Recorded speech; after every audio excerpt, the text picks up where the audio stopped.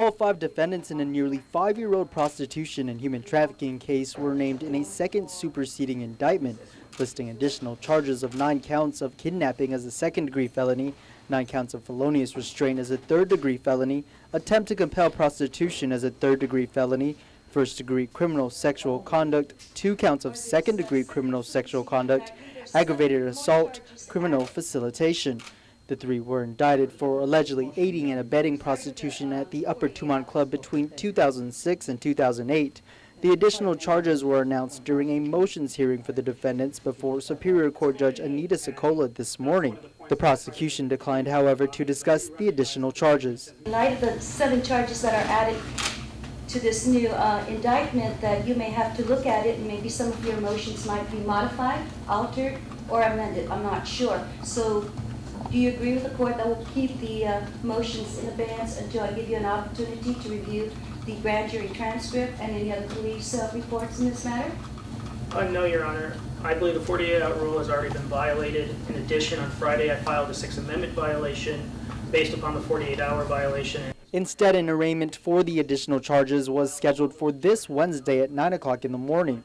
Meanwhile, discussion today did focus on the motions of the 3 officers who are seeking to have their cases dismissed with prejudice. Their defense attorneys argued their rights were violated when their clients were not brought before a judge within 48 hours after being arrested. If a defendant is arrested, there are 2 options. One is you bring the defendant before a judge within 48 hours. It used to be 24 hours. The statute was amended. It's now 48 hours. Or you provide the defendant with a notice to appear. The government cites it's only an 11-hour violation, but that does not conform to the statute. The due process rights that the government of Guam has guaranteed to a defendant, the only alternative I've ever read is you have to let the defendant go. There was no emergencies, there's no danger. The only danger they've cited to is a general concern by the victims about the police department as a whole. The prosecution claims an exception should be given in this case and filed a document transcription of the magistrate judge stating unavailability to hear the matter.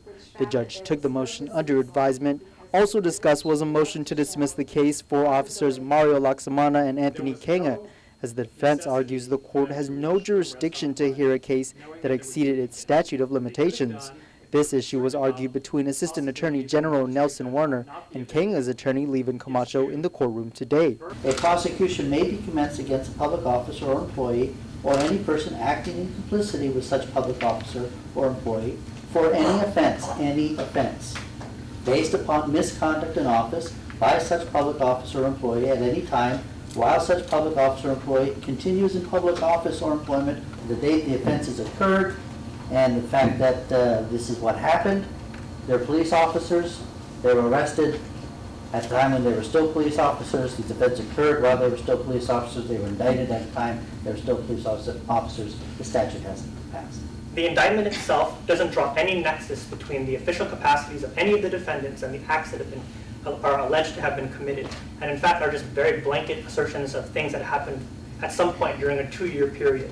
But Warner says it doesn't have to be, and he will bring the issue up again during further hearings. Attorney William Pohl, who represents Officer Manila, filed a similar motion to dismiss based off the statute of limitations argument. Judge Sokola, meanwhile, set jury trial for January 2nd at 1 o'clock in the afternoon. Reporting for Guam's News Network, I'm Nick Delgado.